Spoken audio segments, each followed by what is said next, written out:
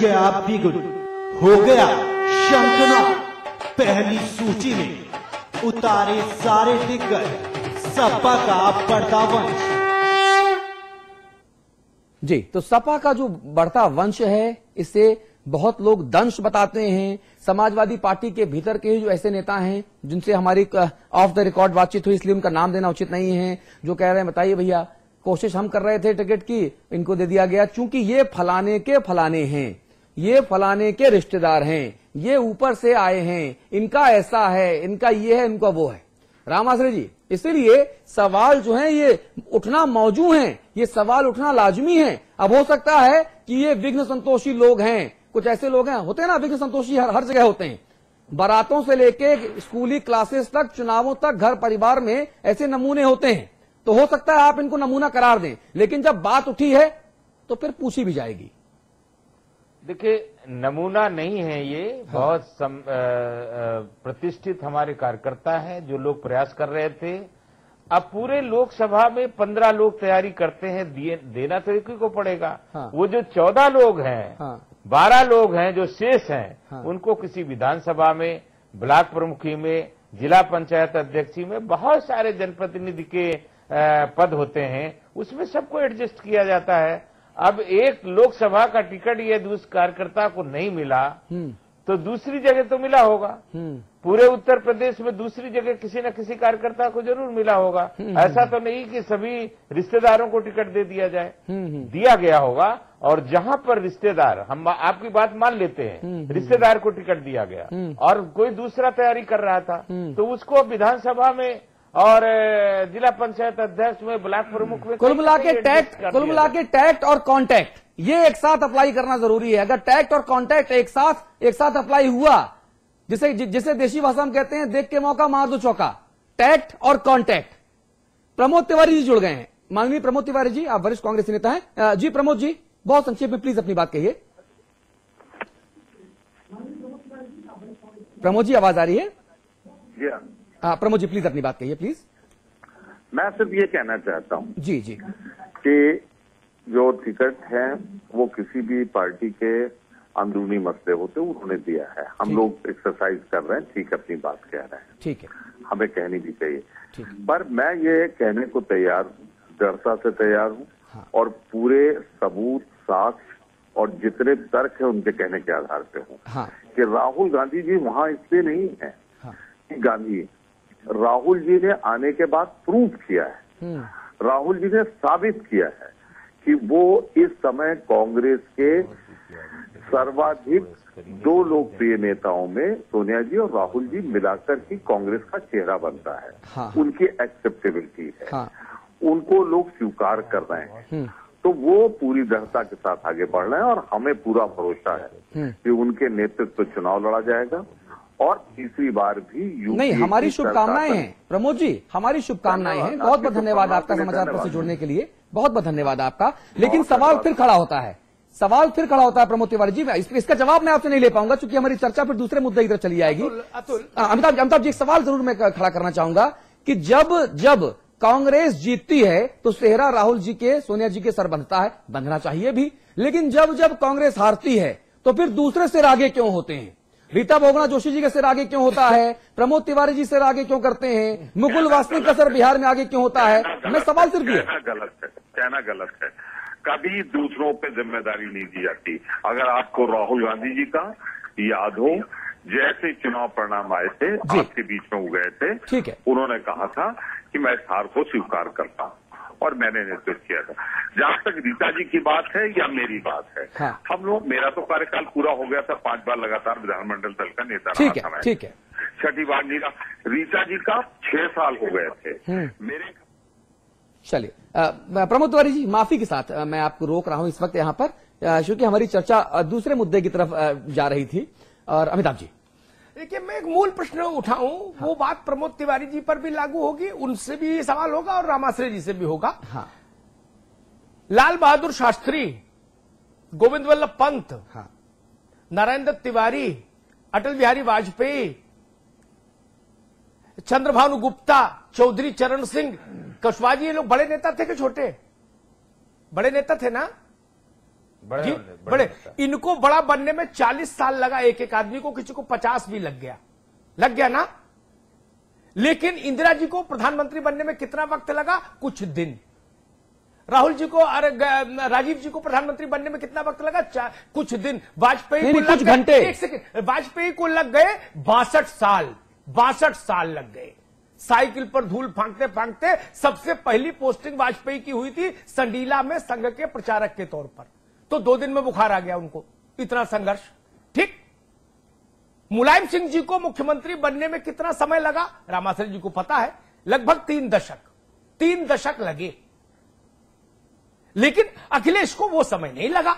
मैं सिर्फ यही बात कह रहा हूं, हर पार्टी पर लागू है ये बात। आपको कुशन मिलता है। आप एक आदमी पैदल चला बलिया से लखनऊ और एक जहाज से लखनऊ पहुंचा, दोनों में जमीन आसमान का फर्क हो जाता है ना। उम्र दराज मांग कर लाए थे 4 दिन, 2 आरजू में कट गए, 2 इंतजार में जिंदगी खत्म हो गई। कितने लोग उधर गए। नरसिंह राव को प्रधानमंत्री बनने में कितना समय लग गया, और इंदिरा जी को कुछ महीने। शास्त्री की उम्र बीत गई, गुलजारी लाल नंदा केयर टेकर में बेचारे उनका जीवन समाप्त हो गया। ऐसे सैकड़ों उदाहरण में विभिन्न राज्यों के बता सकता हूं। कितना समय लगा देवीलाल को मुख्यमंत्री बनने में? 17 साल जेल में रहा, 17 साल जेल देवीलाल। और ओम प्रकाश चौटाला एक रात में मुख्यमंत्री हो गए। किस कोई योग्यता थी क्या? नहीं। पहले 100 में 90% इसलिए मुख्यमंत्री बन गए कि आप देवीलाल के बेटे थे। इंदिरा जी प्रधानमंत्री तब इसलिए बनी कि पंडित जी की बिटिया थी वो। उसके बाद में उन्होंने अपने को प्रूव किया। वहां मैं प्रमोद तिवारी से सहमत हूं। अखिलेश मुख्यमंत्री इसलिए बनते हैं कि मुलायम सिंह के बेटे हैं। बाद में वो अपने को प्रूव कर देंगे, 5 साल शासन अच्छा चला के, अच्छी काबिलियत है, अच्छी बात है। डिंपल को टिकट मिलता है इसलिए कि वो मुलायम सिंह की बहू हैं, अखिलेश की धर्मपत्नी है। अक्षय को भी धर्मेंद्र को टिकट मिलता है इसलिए कि वो मुलायम सिंह जी के भाई के बेटे हैं। इस सत्य को क्यों नहीं कोई स्वीकारे भाई? लालजी टंडन का बेटा इसलिए चुनाव लड़ता है, लालजी टंडन का बेटा है, वरना टिकट कहां रखी? हरदोई में नरेश अग्रवाल के बेटे नितिन को इसलिए टिकट मिलती है कि वो नरेश अग्रवाल के बेटे हैं। ये सत्य तो मानना चाहिए ना। और ये भी स्वीकार करना चाहिए कि इससे कुछ समर्पित कार्यकर्ताओं के हित प्रभावित भी होते होंगे, जो दरी बिछाते हैं, झंडा ढोते हैं, जिंदाबाद करते हैं, 5 साल अलग जगाते हैं आपकी पार्टी की। अच्छा कुशवाहा जी, एक चीज यहां पर और निकल के सामने आती है कि कांग्रेसी एक आपको और आप कांग्रेसियों को भले ही कितना भी कोसें, अलग अलग मुद्दों पर आंखें दिखाएं, बंदर घुड़की मैं शब्द का इस्तेमाल करूंगा। बंदर इस तरह से मैं चित्रकूट में पढ़ा हूं ग्रामोदय यूनिवर्सिटी में ना, इसलिए मैं बंदरों के आचार विचार स्वभाव से अच्छी तरह से वाकिफ हूं। जिस तरह से बंदर घुड़की दिखाता है ना, और जब फिर सामने वाला उससे ज्यादा उसको हौंकता है तो बंदर भाग जाता है। इस तरह की जो घुड़की है ये कांग्रेसी आपको दिखाते हैं और आप कांग्रेसियों को उससे ज्यादा दिखाते हैं, लेकिन फ्रेंडली फाइट भी करते हैं। अमेठी और रायबरेली इसका उदाहरण है, कन्नौज इसका उदाहरण था। तो ये पर्दे के पीछे कुछ और, सामने कुछ और, दिल मिले या ना मिले लेकिन हाथ मिलाते रहिए, यहां पर उल्टा है। ये खेल क्या? देखिए ऐसा है, राजनीतिक रिश्ते और राजनीति एक अलग होती है, कुछ इंसानियत के भी रिश्ते होते हैं। अच्छा, आपने देखा था कि कन्नौज में सोनिया जी ने अपना प्रत्याशी नहीं उतारा। हाँ, तो ये स्वाभाविक है, माननीय नेताजी का ये मानना था। जो इंसानियत के रिश्तों की आप बात कह रहे हैं ना, ये केवल बड़े लोगों के बीच में क्यों है? ये बांदा से जो कांग्रेस उम्मीदवार हैं उनके लिए क्यों नहीं है? ये सिर्फ गांधी परिवार के लिए अमेठी रायबरेली में आए हैं। ये झांसी, मऊ, मानिकपुर, गरोठा, ये जो तमाम जो अमिताभ जी बड़ी फ्लुएंटली नाम गिनाते हैं अलग अलग जगहों के, ये उन परिवारों के लिए जो सांसदीय के चुनाव लड़ते हैं, विधायकी के चुनाव लड़ते हैं, उनके लिए इंसानियत क्या नहीं दिखती है? अच्छा एक बात जोड़ दो रामाश्री भाई, एक बात जोड़ दो, फिर आप उत्तर देंगे तो अच्छा लगेगा। डिंपल यादव के प्रति तमाम सद्भाव स्नेह के बाद भी ये कहूंगा कि एक परंपरा ये तो समझ में आती है कि भाई कंट्रीब्यूशन हो पब्लिक लाइफ में, देश में, तो उस नेता को वॉकओवर दिया जाए, परंपरा समझ में आती है।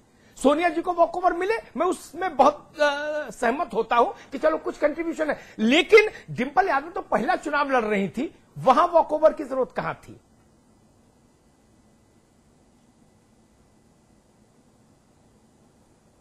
रामाश्रय जी, देखिए अभी कैंडिडेट उतर गए हैं, इनके लिए आप लोग दुआएं करिए, ये सब जीत करके आए। लंबी बहस का मुद्दा रहेगा, वक्त भी खत्म हो रहा है, नई सारी बातों का हम भी जवाब देते, आप प्रश्न बहुत तीखे करते हैं। अच्छा, रामाश्रय जी, एक बात है, रामाश्रय जी, बड़ी खूबसूरत बात है ये। इस प्रोग्राम का एंकर मैं हूं, ठीक है, हमारे दो संपादक हमारे साथ बैठे हुए हैं, वक्त की मुझे परवाह नहीं, वक्त की परवाह आपको है। शुभचिंतक हमारे असली हैं। नहीं, अतुल जी, आप मेरे भाई हैं, और ये चर्चा ऐसी है जिसका अंत नहीं है, एक दूसरे का बचाव करते हुए चाहे रात भर चर्चा करें, लेकिन जो असली बात है वो निकल करके नहीं आ पाएगी। अच्छा, लक्ष्मीकांत वाजपेयी जी, आपसे सिर्फ आखिरी रिएक्शन लेना चाहूंगा, क्या ये फ्रेंडली फाइट भी है? फोन कट गया है अमिताभ जी। गोविंद भाई, आपसे आपके आखिरी रिएक्शन, ये फ्रेंडली फाइट भी है क्या? सामने कुछ और, मन मन भावे मूड़ी हिलावे, दिल मिले या ना मिले हाथ मिलाते रहिए, यहां पर वाइस वर्सा हो रहा है, ये कौन सा खेल है? नहीं, देखिए, एक बात तो बिल्कुल साफ है कि ये लड़ाई फ्रेंडली तो नहीं होने वाली है, क्योंकि उत्तर प्रदेश में मुलायम सिंह यादव को ज्यादा से ज्यादा सीटें जीतनी। नहीं, मैं अमेठी रायबरेली तक सीमित हूं, अमेठी रायबरेली कन्नौज, बिल्कुल अमेठी रायबरेली तक सीमित है। और मुलायम सिंह यादव की शायद ये उनका स्वभाव भी है, जब तक चंद्रशेखर थे वो उनके खिलाफ भी अपना उम्मीदवार नहीं उतारते थे।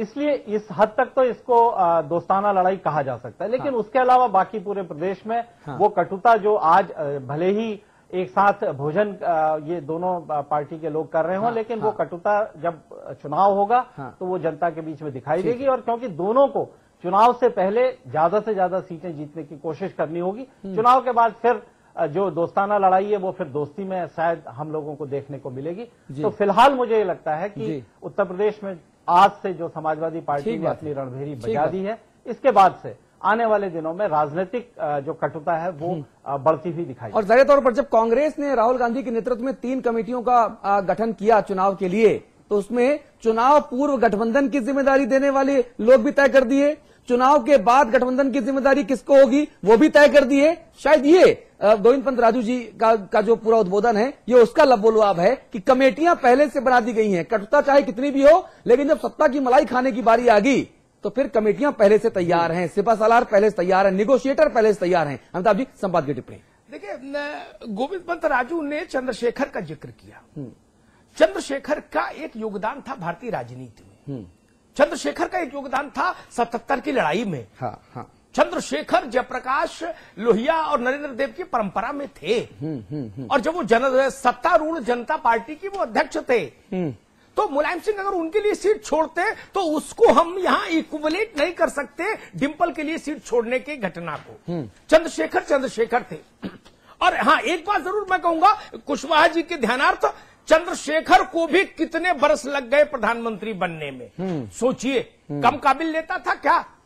लेकिन चूंकि किसी के परिवार से नहीं थे, इसलिए चंद्रशेखर की भी पूरी उम्र गुजर गई, तब कहीं जाके अंत में प्रसाद मिला, और वो भी 4 महीने का प्रसाद। 4 महीने बाद तो राजीव जी ने प्रसाद विड्रॉ कर लिया, 2 सिपाहियों के मुद्दे पर उनको बेरोजगार कर दिया चंद्रशेखर जी को। खैर, अब ये जो पूरी चर्चा मुझे दिखाई देती, इसमें मैं एक बात जरूर कहूंगा, मुलायम सिंह यादव और सोनिया गांधी दोनों उत्तर प्रदेश के अखाड़े में उतनी ही कटुता घोलेंगे जितनी न्यूनतम जरूरी है, क्योंकि दोनों को इस बात का एहसास है कि जब चुनाव खत्म होगा और जनादेश आएगा तो विल्स का एक विज्ञापन आता है, मेड फॉर ईच अदर, तो मेड फॉर ईच अदर जैसी स्थिति हो जाएगी। और वो एक शेर भी तो है अमिताभ जी, जो आप हमेशा कहते हैं कि दुश्मनी करो शौक से, मगर इतनी गुंजाइश रखना कि जब मिले तब शर्मिंदा ना हो। तो इसलिए मुझे लगता है कि बाद में जो असली परीक्षा है वो तो बाद में होनी है। अगर मुलायम सिंह जी को भी, जैसा हम लोग सुबह चर्चा, दोपहर में चर्चा कर रहे थे जब सीट्स अनाउंस की इन्होंने कैंडिडेट, तो मुलायम सिंह जी भी, मान लीजिए हमने माना रामाश्रय जी की बात को, 60 सीट जीत ले तो भी हुकूमत हिंदुस्तान का प्रधानमंत्री बनने के लिए 60 सीट से तो नहीं बनेंगे ना। ठीक बात है, गठबंधन चाहिए। ठीक बात। और वैसे ही श्रीमती सोनिया गांधी जी को भी, एक्सेप्ट प्रमोद तिवारी जी को, बाकी मेरे ख्याल से कांग्रेस में भी किसी को ये नहीं है कि कांग्रेस को राहुल जी मेजोरिटी दिला देंगे, तो उनको भी मित्र चाहिए, तो रामाश्रय जी ना मिलेंगे। और अगर मित्रता का भाव नहीं रखना हो तो प्रधानमंत्री अपनी टेबल पर बैठाल कर खाना क्यों खिला रहे हैं? ठीक बात। एक रिश्ता बना रहे, एक मोहब्बत बनी रहे। चुनाव आते हैं जाते हैं, इसलिए अब आप देखिएगा हाथी पैसा खाता है और गुंडों की सरकार ऐसे जुमले शायद आपको अब हाल फिलहाल नहीं सुनने को मिलेंगे जी। उतना संयम दोनों बरतेंगे जी, उतना संयम दोनों बरतेंगे। और अब दो बड़े सवाल यहां पर सामने आते हैं कि साहब बसपा अब अपनी सूची कब जारी करेगी, पहला। दूसरा ये कि साहब राजनेता एक दूसरे से मित्रता तो निभा रहे हैं, लेकिन ऐसा कौन सा राजनीतिक दल या राजनेता उभर के सामने आएगा जो जनता के साथ मित्रता निभाए, क्योंकि आज के दौर में वही सबसे बड़ा है जो किसी और के कांधे पर खड़ा है। तो जनता के कांधे पर खड़ा होकर बड़ा तो बनते हैं, आम से खास तो होते हैं, फिर आम से कट भी जाते हैं। यह शायद इस राजनीति की सबसे बड़ी दुर्दशा है। आप सभी का बहुत शुक्रिया, नमस्कार।